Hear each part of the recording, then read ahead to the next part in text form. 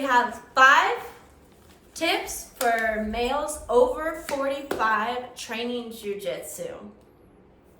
Here with me today is Paul Sharp. He is a little bit over 45. A little bit. Okay. So I'm 55. 55, okay. And he is a secondary black belt. He's been training since the 90s, and he's done martial arts over 40 years. He's a retired police officer from the East Coast, and he is an all-around baddie, in my opinion. Thank Yes. you. So we're here talking to you because I'm definitely not the person to be telling. I think it's better to learn from somebody who's been going through it. So Yeah. you've been training since 45 to 55, 10 years in this age range, and we've come up with 5 good tips for you guys to optimize your training, to feel good, to not get broken. All right, guys, number 1 is manage the training volume. Now, what does that mean, Paul? So basically, when you're younger, you can train 6-7 days a week. You can get after it. You don't have to keep track of how many hours you're on the mat, how many hours you lift the weights, you're doing conditioning and flexibility, mobility work, all that good stuff. But once you hit 45 to 50, things start to change, and you really need to be careful about that. One of the things that Heather was able to get across to me through her coaching program was that I needed to take those 2 days. I need those 2 days. So helped a lot with injury prevention and maintenance of injuries, because that's another thing that you also have to manage is just recurring injuries. You're going to have tendonitis and arthritis and all this kind of stuff. It's there. It's going to happen, yeah. You did the damage, it's there. So just live with it. But taking off Wednesday, taking off Sunday. Yeah, usually in the middle of the week. Yeah. Give yourself 2 hard days, take a rest, 3 hard days. Friday you can go out for a beer. Saturday you can have a little bit easier day. Yeah. But definitely taking 2 days off during the week for me I'm doing that now. Yeah. And I'm in my 30s, and I recommend that for everybody over 45. And I feel like it's made you feel a lot better. Yeah, I definitely feel a lot better. I feel like I can actually go harder on the days when I'm going. So I do get to scratch that itch of the intensity. Right. So number 2, we have stretching and mobility. Why? Again, we're not in our 20s, and if you just run onto the mat, let's say we're in an open mat situation, this is a lot of times when people get injured is because they don't have the coach to warm them up. Yeah. They don't think about it. Maybe they just want to fit it in, and like open mats are fun. You get excited. You're like, oh, I see my friends, and you just jump in. What's gonna happen? Yeah, injuries. It's playtime, right? Like this is an opportunity to revisit our youth when we were 5, 10, 15 years old, and we could roughhouse with our buddies and goof around and play around and just wrestle and have fun. Yeah. However, we're at a point in our life now where a minor injury, what would have been a minor injury at 15, 20, 25. Gonna set us back 3 months. Yeah, it's gonna set me back for 3 or 4 months. I've had injuries recently that were, old injuries, but they happened again, identical injury. But this time around, it was a 3-month recovery period. That was a long time for you, Yeah, it was a long time. And it's like, man, I hurt my neck like this when I was 30, and it took me like 2 days. Yeah, a week. A week at the most, and I'm back in it, and at least able to work around it. Yeah. And so we have to be really careful of that. So if you go out there and, you're really good about making sure you're warmed up, regardless of whatever warm-ups the coach is running, you'll still be careful when, like, if say we're doing like a warm-up, I try to do sport-specific warm-ups, so like drills. I want us to drill. Drills are good warm-ups too. Yeah, but you're cool. I've noticed you're careful about making sure that you ease into the drill, even though it's a drill and we're just going to be doing this movement pattern repetitively. You're still cool about, let me just ease into it. Let my body warm up. Let my brain warm up to what we're doing now. That's the other thing. You come into open mat and you're thinking about, oh man, I just had a hard phone call with an employee or a coworker or somebody you're in a relationship with, or my not dog's present. acting crazy. Yeah, you're just not there, and then you jump on the mat and go boom, bam, and then something happens. So stretching, mobility work is really great. important. And when you're doing those drills too, like Paul said, I've gone to a lot of his classes. He likes to warm up with drills, which I really love. I prefer over like the shrimping down the mat, which is good, definitely in the lower belts. But he warms up with drills, and like he said, I do like to go a little bit slower, feel out my partner. I'm not doing it like full speed, like boom, boom, boom, like how I would normally drill. I kind of take it a little step by step, start to warm up. And then once I start to get a little bit more warm, like 10 minutes into the class, and we're still learning technique, doing drills and reps on it, then I'll start going a little bit more tough, good resistance with whatever partner I have, depending on their size, you know? Yeah. So that's super important and is a very, very, very big, like, component to not getting injured. Yeah. Yeah. Yeah, let your body warm up and then do those mobility drills, whatever mobility system you want to use. Okay, number 3. My finger's broken, so I can't do 3 on that side. Number 3. Imagine me rapping. It's terrible. I'm like, how many points? How many points is this? It's 2, it's 3. Ref didn't get my points. Oh my gosh. I tried to. It was such a bad pass, I'm only giving you 2.5. The pass was trash. No, I'm joking. Okay, number 3 is accept reality. You aren't who you were like 20 when you were 25, right? And you wrote this one, and I understand that because that's already speaking to me. Like, I'm in my 30s, and I'm like, oh man, I used to do comp class, then I would work, then I would go to women's class, and then the days that they didn't have women's class, I would go to strength and conditioning, and I would split my days like this, and what? Now I'm just exhausted. I'll do one hard class, and okay, I might lift today, I'm gonna do some yoga, but if you're doing like a 2-hour competition class, like, is golden. And I'm not trying to go there, and yes, I am still trying to compete in the adult divisions, but I know when my body can't. That's a big thing. For sure. I'm going to Euros here. When you guys see this, I might have already gone in. I had to switch my division to master because I had a few setbacks. I had an injury, I got COVID, I felt a little exhausted. I'm still recovering from some health issues from last year. And we have to know where we stand. So, and that's okay. It's accepting. Like you said, you don't want to fight the 25-year-old version of you. I don't want to fight the 25-year-old That guy's a version. baddie. Yeah, that guy was hard to deal with. And it's kind of funny because a friend of mine is writing a book about his training time and experience in South Florida and Miami, you know, where we trained together. And he's writing about that time, and he sent me a section where he's writing about me. It was kind of cool, you know? And but I read through, and he basically lists out how we trained every day, and then the training that he observed me doing on my own with the boxing coach there. We had a Cuban Olympic boxing coach there, and judo guy. So the training he watched me do with those guys while working full-time, self-employed. I have my own construction company in South Florida, so it's 95 to 105 degree heavy humidity every day, and I'm training 3 times a day. And I read through that, and I was like, man, that would probably put me in the hospital now, you know? And so I have to accept the reality. But you were trying to train like that when I first came back home about a year ago. Yeah, I still was trying to do that. And I was like, no. Please, you have please to stop doing that to yourself. Yeah, you have to accept the reality that, listen, you know, I don't want to deal with a 25-year-old version of myself or a 35-year-old version of myself or even a 40-year-old version of myself. Like, that guy was still pretty beastly, and I don't want to deal with that dude. Yeah. So.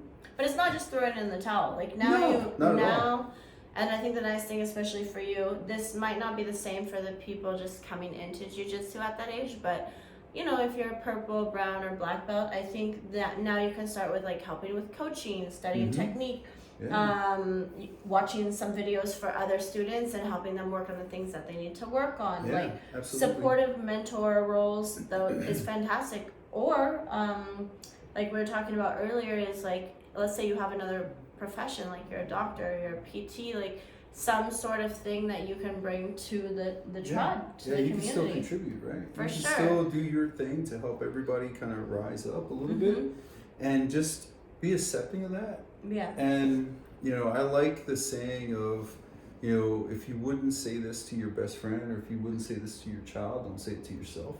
You know, and not that you want to baby yourself. It's hard with guys, you know, and this is aimed at guys over 45.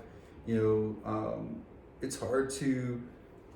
You don't want to feel like you're babying yourself. You don't want to feel like you're being the lightweight. You're being the guy that nobody wants on their team. Yeah. You know, but at the same time, you also have to be kind of smart about it and realize if I'm so banged up today that I can't train tomorrow, was I really doing what's best for the team? For sure. You know, was I really doing what's best for everybody else? Yeah. And for my family and people that might depend on me. Of so course. yeah, so just because to it's bigger than that. When you're 25, you don't have responsibilities. No, man, I didn't have to think about anything. I had some, but my biggest But like, come on. Yeah, 25. I was, I was training 3 times a day, and trying to build my construction company. And every chance I had, I was jumping in the ocean off of Miami. So. Yeah, it was a different world. Not too much now. You have kids and a wife and a gym and people who count on you. Yeah, people who really count on you. So, yeah, that's definitely a hard transition for sure. And if you're coming into the sport later, there's always something that you can help in. And sometimes too, like I like asking the guys like, hey, take my back and I escape. So those are always like, if you're ever down to like do drills or to do situational sparring with some of the competitors, it's not as hard on your body. Yeah. And I'm like, me personally, I'm always super grateful when someone's like, oh, I can help you. Like I'm always looking for someone, can you drill with me? Can you like take my back, take my feet, take this, and I escape. So like those are always super helpful things. So if someone's competing, just be like, hey, do you need some help with some drills? Do you need some help with this? And absolutely. And you're learning too there, like everybody's winning. So that's a really good one. 4 is Paul's gonna talk about this because I'm a woman, I don't have expertise in this area. Yeah. All right. So number 4 would be to check with a doctor and get some blood work done. So you want to make sure that hormonally your body is balanced and you're in optimal state. I have friends that are in their 30s who were having trouble with their moods and appetite and everything. Just life was not going well for them, and they went and got some blood work done, and they found out that their testosterone levels were extremely low, maybe even dangerously low.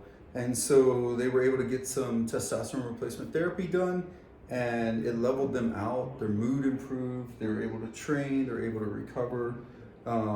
So this is in no way us telling you like, oh, get TRT. Like, we're not telling you to start acai. Like we're not saying that. No, not at all. We're just saying like sometimes there's other conditions too, like your thyroid.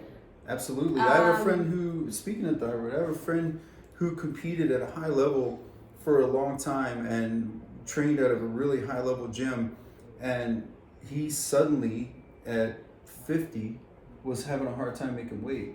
And he was running out of energy, and they were testing him for all kinds of things, and some of those things were very serious. It sounded bad.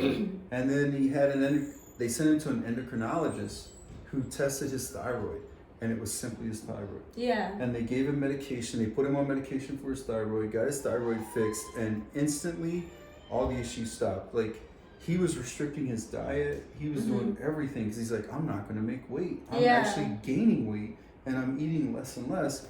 And as soon as they fixed his thyroid, he just dropped the weight all the way back to himself. His mood was better. So it's not just the testosterone, but it's getting your blood work done to make sure that everything is functioning as it should. So number 5 is strength and conditioning and nutrition. We put these together because they go hand in hand.